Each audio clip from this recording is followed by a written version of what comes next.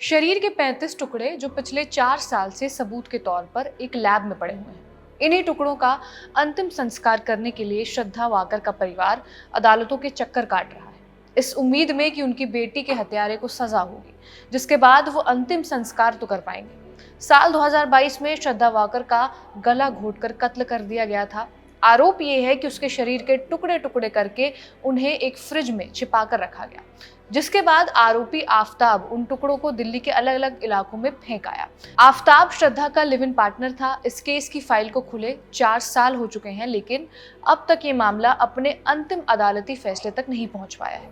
वजह है बार बार केस की सुनवाई टल जाना, क्योंकि आरोपी आफताब हर बार सुनवाई से पहले कोई ना कोई वजह कोर्ट के सामने रख देता है, जिससे उसे सुनवाई में ना पहुंचने की रियायत मिल जाती है। एनडीटीवी की रिपोर्ट ये कहती है कि श्रद्धा वाकर केस में पुलिस ने एफआईआर 10 नवंबर 2022 को दर्ज की थी, लेकिन कोर्ट में आरोप तय होने में ही मई 2023 तक का समय लग गया।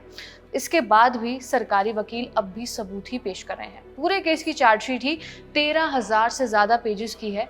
इसके अलावा केस में हो रही देरी की एक सबसे बड़ी वजह है गवाहों से पूछताछ, यानी कि क्रॉस एग्जामिनेशन। एक एक गवाह से पूछताछ करने में ही 8 हियरिंग्स निकल चुकी हैं। 20 जुलाई को अगली सुनवाई होने वाली थी, लेकिन उसे भी अदालत ने टाल दिया है। वजह है कि उस दिन आरोपी आफताब अमीन पूनावाला का एमए सोशियोलॉजी का आखिरी पेपर है। आफताब इग्नू से सोशियोलॉजी की पढ़ाई कर रहा है। अंडर ट्रायल कैदियों के लिए जेल में ही एग्जाम देने की व्यवस्था बनाई जाती है। अगर वो पढ़ाई लिखाई कर रहा हो तो आफताब के भी मामले में ऐसा ही हो रहा है। वो तिहाड़ जेल के अंदर बने एग्जाम सेंटर में ही परीक्षा देगा। दोपहर 2 से 3 बजे तक की परीक्षा की टाइमिंग है। परीक्षा का हवाला देकर ही आफताब की ओर से दिल्ली की साकेत कोर्ट में पेश ना होने की छूट मांगी गई थी और साकेत कोर्ट ने ये छूट दे भी दी है। एग्जाम की वजह से तो सुनवाई टली ही है। इससे 10 महीने पहले भी कोर्ट को कार्रवाई सिर्फ इसलिए टालनी पड़ी क्योंकि आफताब ने दांत के डॉक्टर से मिलने के लिए समय मांगा था। उससे पहले उसे साइकेट्रिस्ट से अपॉइंटमेंट लेना था। इन दोनों वजहों से कोर्ट ने आफताब की अर्जियों को मान भी लिया और कोर्ट की सुनवाई टल रही है। दूसरी तरफ श्रद्धा का परिवार है जो न्याय की उम्मीद में दिन गिन रहा है। परिवार में सिर्फ श्रद्धा की मौसी राजल नाइक हैं, जो हर सुनवाई के दिन मुंबई से दिल्ली आती हैं।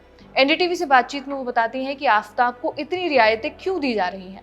हम इंसाफ का इंतजार कर रहे हैं। श्रद्धा के पिता अपनी बेटी के लिए इंसाफ का इंतजार करते करते ही मर गए। 4 साल से ज्यादा का समय हो चुका है। हमें तो अंतिम संस्कार के लिए श्रद्धा का शव तक नहीं मिला है। उन्होंने कोर्ट से अपील की है कि सुनवाइयां पूरी की जाएं और फैसला सुनाया जाए। उन्होंने ये भी कहा कि अब इसमें और देरी मत कीजिए। हम श्रद्धा के लिए इंसाफ चाहते हैं। हम आफताब के लिए फांसी की सजा चाहते हैं। नाइक ने इस बात पर भी सवाल उठाया कि कोर्ट आफताब की पढ़ाई और जरूरतों का इतना ख्याल क्यों रख रहा है। उन्होंने पूछा, अगर उसकी सहूलियत के लिए सुनवाइयां ही टाल दी जाती हैं तो फिर इस फास्ट ट्रैक कोर्ट का क्या मतलब है। हम तारीखों के लिए मुंबई से दिल्ली आते हैं, लेकिन हमें बता दिया जाता है कि सुनवाई टल गई है। ऐसा क्यों हो रहा है। उन्होंने ये भी आरोप लगाया कि सुनवाइयों के दौरान आफताब के चेहरे पर कोई पछतावा नहीं दिखता। नाइक ने कहा, वो कोर्ट में हंसते हुए आता है और हंसते हुए ही जाता है। हमें तो शक है कि जेल के अंदर भी उसके साथ वीआईपी जैसा बर्ताव किया जा रहा है। इन सवालों और आरोपों के साथ राजल नाइक इस दिन का इंतजार कर रही हैं जब इस मामले में कोर्ट का फैसला आएगा।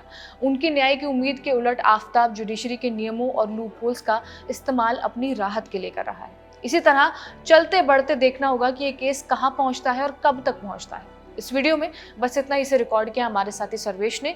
मेरा नाम है रिया। आप देखते रहिए खबरगांव। शुक्रिया।